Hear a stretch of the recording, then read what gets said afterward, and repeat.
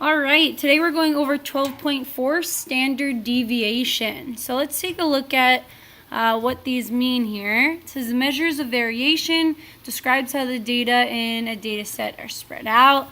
The range of a set of data, that's going to be the difference between the greatest and least value. So you can say the max minus the min. The interquartile range is going to be the difference between the third and first quartile. So we can just write quartile 3 minus quartile 1. So let's try a few problems here. It says 13, I think there was a typo in your notes. If you printed the notes, there's a typo here. So there's 13 men qualified for the 2002 U.S. men's alpine ski team. Find the range. So we're finding the range. And the interquartile range of their ages at the time of qualification. Okay, so here is the list from least to greatest. So we can say the greatest value, or the max, is 29 minus the least is 21. 29 minus 21 is an 8. So our range of this set is 8 years. Okay, so now in order to find the interquartile range, we need to list it from least to greatest. And first find the median, which will be quartile 2, right? So here's our median. This is our median. And our median is also quartile 2. Quartile 2 is the median. And in this case, it's 25. Okay, so since there is an odd amount of numbers, this is our lower part. Our lower part here is not going to include the median, because if we include the median, then we would have to include the median for the upper part, and that would be including the age of 25 another time than it already is. So these are the numbers we're looking at for quartile 1. The quartile 1, to find that, you find quartile 1 by finding the average of 23 and 23, so that is obviously 23. And the upper part here, we're going to find the average of 27 and 28. You can use mental math there, 27 and a half. If you can't do that as mental math, you would just add 27 plus 28, divide that by a 2, and you'll get 27 and a half. Okay, and that's quartile 3. So the interquartile range is quartile 3 minus quartile 1. That's going to be 27.5 minus 23. We'll subtract that and get 4.5. Okay, so the interquartile range is 4.5 years. All right, moving on here, we're going to now look at standard deviation. So standard deviation is a measure of how each value in a data set varies or deviates from the mean. So this standard deviation is the main thing for today. 12.4 is called standard deviation. This is the main thing we're going over for today. So we're going to look at how all the measures deviate from the mean, okay? So standard deviation is given the Greek letter sigma. It's a lowercase sigma because we already learned the uppercase sigma looks like this. That's the uppercase sigma, this is the lowercase sigma, and the lowercase sigma is going to represent the standard deviation. So let's take a look here. Finding standard deviation. So you're going to first find the mean of the data set, or x bar here. Find the mean by adding them and dividing by how many values you have. You're then going to find the difference between each value x and the mean. So you do x minus x bar, which is your value minus your mean. You're going to square each one of these, square each of the differences, square each one. You're going to find the average of the mean of these squares. Okay, you're going to find the average of these squares, meaning you'll add all of these up. This right here, this sigma means the sum, right? So that means you're going to add all of these and divide by how many you just added up. And then finally, you're going to take the square root of all that. So sigma, which is the standard deviation, this stands for standard deviation. You just set it up here. Standard deviation is lowercase sigma. Okay, you'll take the square root of all of that. So the first one here, I set it up so it's a nice chart for us. This should be x bar here. This is x minus x bar, x minus x bar. So make sure you fill that in for those. All right, so let's get started with trying to find some standard deviation.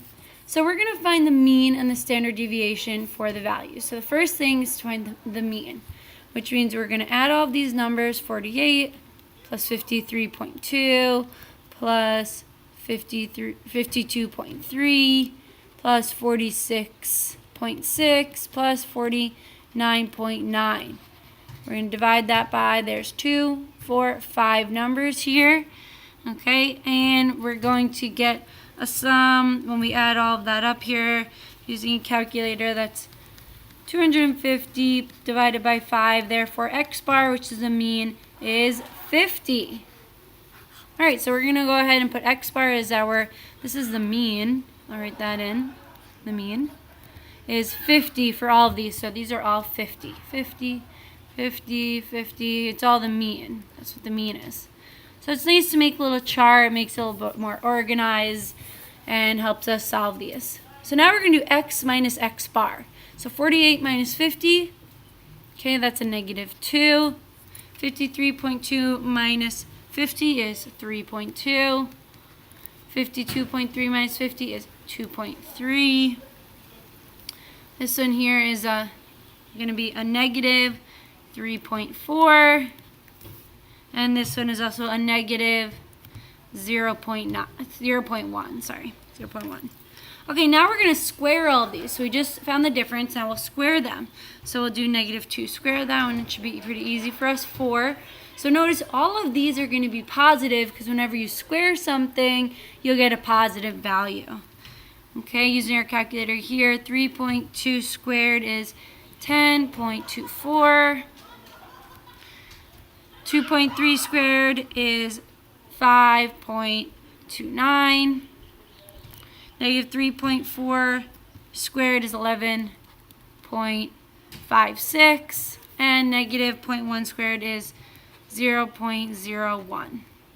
All right, so now what we're going to do is we're going to add this last column up. So that's what this right here means, the sum, or the series, which we should know from chapter 11, is we're going to add all of these values up here.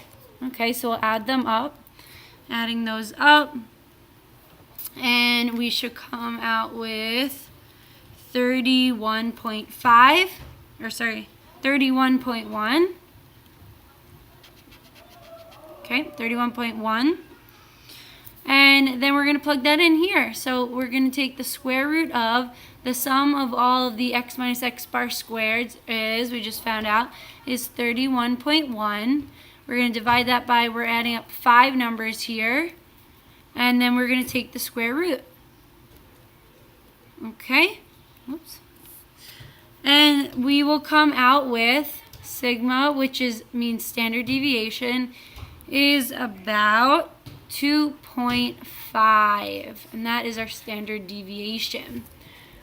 Okay, moving on here, we can do one more, but if we're looking at the standard deviation, if you have a really small standard deviation, that indicates that the data are clustered tightly around the mean. Okay, so really close to the mean. So let's try another one here. We put in the values. We're going to find again, this should be x bar, and x bar. Okay, so we're going to find the average of all of these numbers. The average, once we add them and divide by the values, we have 2, 4, 6, 8, 10 values here. So when you add them and divide by 10, you're going to get an 8. Okay, so I'm just going to put that down. You can be a little lazy here, and these are all going to be 8, okay? So you can write it in if you want. It might be helpful for you to put the 8 in all of them because now you're going to have to subtract them. So 2 minus 8, that's going to be a negative 6. This one, negative 5, negative 4, 6 minus 8 is a -2, -1. This is a 1, 2. This is a 4, a 5, and a 6. Okay, squaring those here. So we're going to square all of them. We get a 36, a 25, 16, a 4, 1, 1, 4, 16, 25, and 36. Okay, we're going to add all of this. We're going to add this column here. Oops. We're going to add this column up here. So the sum of x minus x bar squared is, that's a capital sigma, sorry. The sum of that is going to give us 164. And we know that sigma is going to be equal to the square root of the sum of x minus x bar squared. Oops.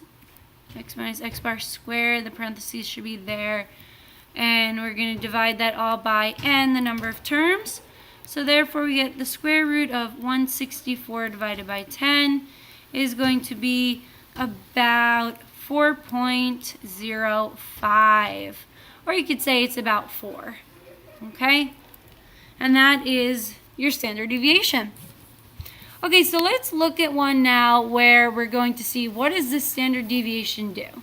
So here is our data. It says find the mean and the standard deviation of the data for daily energy demand in a small town during August. So it's telling you for each day and so on.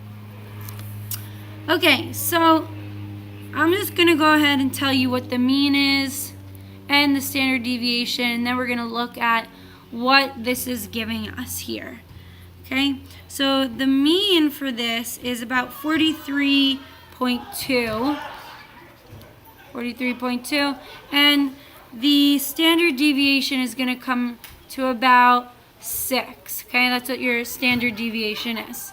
So let's take a look at what all of this information is actually giving us here. So we're going to go ahead and we're going to use the energy demand from the previous problem. So we're going to look at what the standard deviation is and how that will apply to the mean. So within how many standard deviations of the mean do all the values fall, and how might the companies supplying power to the town use this information? Okay, so we just said that our mean, x bar, is about 43.2, and our standard deviation, lowercase sigma, is about 6, right? We just said that. And you would go through that whole process that we just learned to find the standard deviation and the mean. Okay, so here's what we're going to do now. We're going to first draw a number line and plot the data values and then the mean. Sorry, and the mean. No n there. Okay, so if we take a look here, I copied and pasted. I don't think this was on your printed notes if you already printed them. But here it is. Okay, so what I'm going to do right now just to make this plot a little bit easier is I'm going to, I put down the energy demand and the frequency of how many times it comes up. All right, so we have 33. We're going to see how many times that comes up. Let's see, 1, 2, 3, and 4. That came up 4 times. Hopefully we do this right the first try. 36. Let's see how many that comes up. I think that one's only 1 time here. 1 time. I'm just going to cross them out after. 39. That one should come out, I think, 3 times. There's 1, 2, and 3. Yep, 3 times for 39. 40. That one's going to be a 1, 2, 3. That one is also 3. Okay, 41. That one comes up twice, I believe. 1 and 2. 44. That one, I believe, comes up only 1 time. Here's that 1. 45. That one comes up twice. 1, 2. 46 comes up, I believe, 1 time. 46, here it is, 1 time. 47, 3 times, 1, 2, and 3. 49, twice, 1 and 2.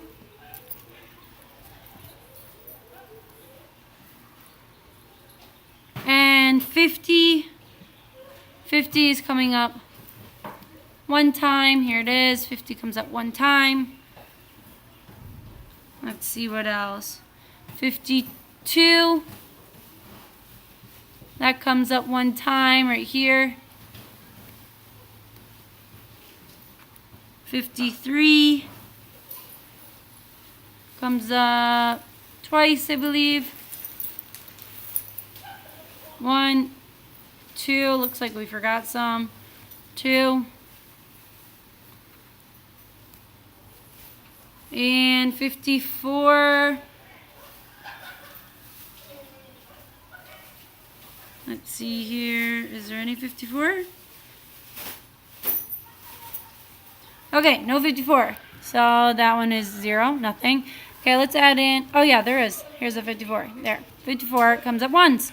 Okay, so we skipped a couple here. We had 42 came up 2 more times.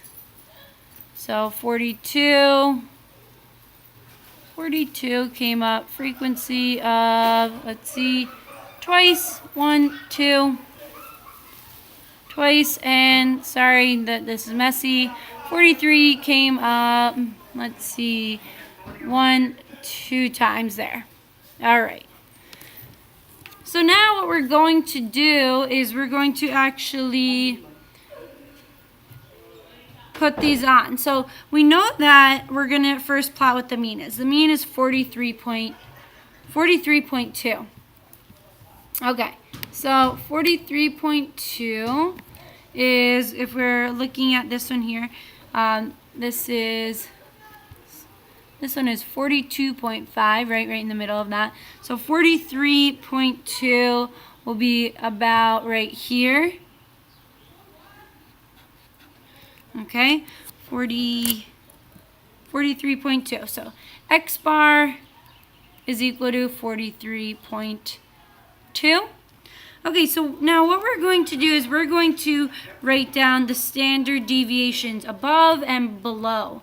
So what I'm going to do is I'm going to add 6 to my 43.2. So 43.2 plus 6, because 6 is your standard deviation. Okay, so 43.2 plus 6 is going to be a 49.2. 49.2.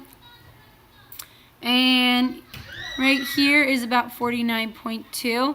I'm going to just draw a line showing that this is going to be one standard deviation, right? This thing means standard deviation.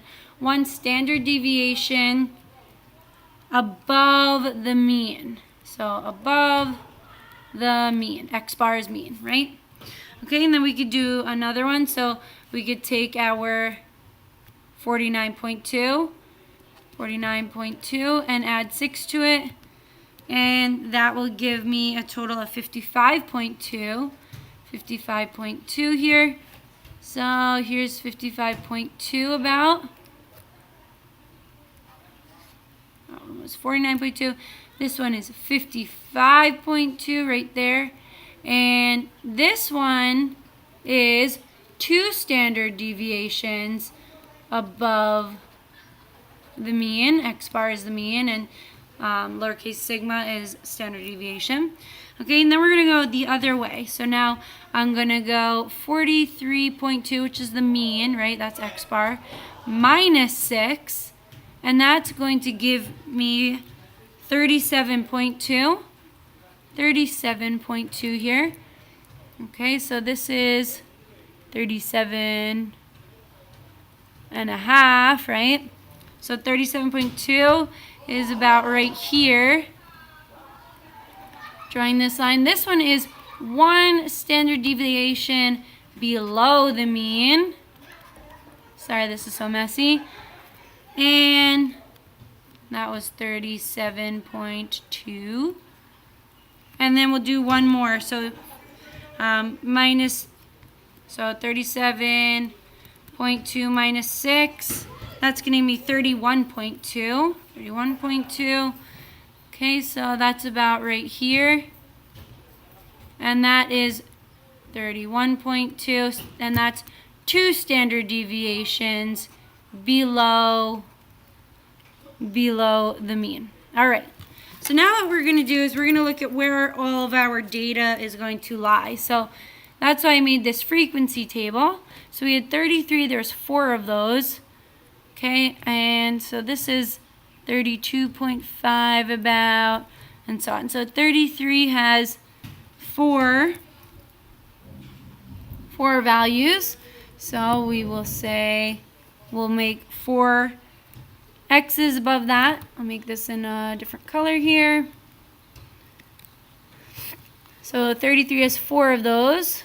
So here's 1, 2, 3, and 4. 36 has 1. So right here, 36. 39 has 3. 1, 2, and 3. Okay. 40 has 3. 1, 2, and 3. All right, moving on.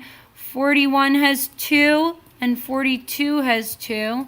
41, 42, and 43 all have 2. 41 has 2. 42 has 2. And 43 has 2. Okay. Moving on here. We have 44 has 1 and 45 has 2. Oh, oops, we already did 41, sorry. So, let's see, 45, 2, 46, 1. 45 has 2. And 46 has 1. Almost done with that.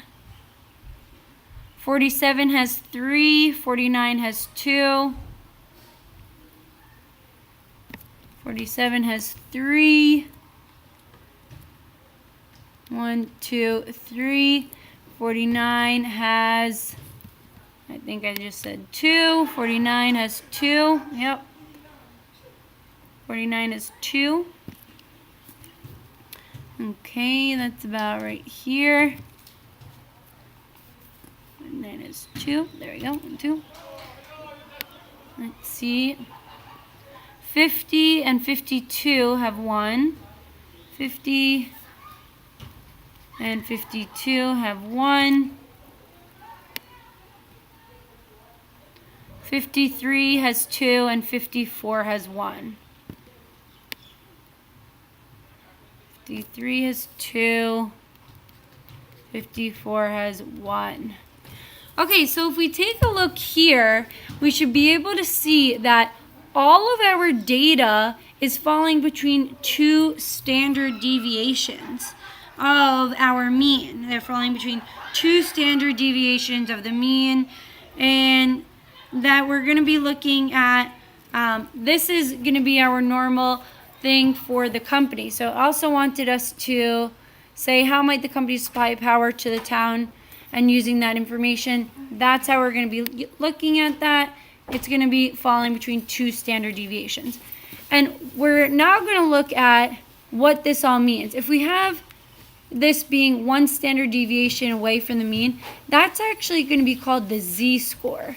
And we're going to learn how we find what the z-score is. If it's 1 standard deviation away from the mean, that's going to be your z-score. Okay, so wrapping it up here, the z-score is the number of standard deviations that a value is from the mean. That's what we just said before. So that means if we're looking specifically at a z-score of 1, a positive 1, then your z-score, if you have the value of 49.2, this is going to have a positive 1 z-score. Okay? Because it's exactly 1 standard deviation above the mean.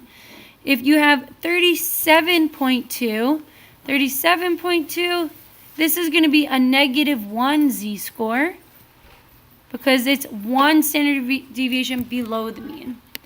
So let's do one problem where we have to actually find what the z-score is.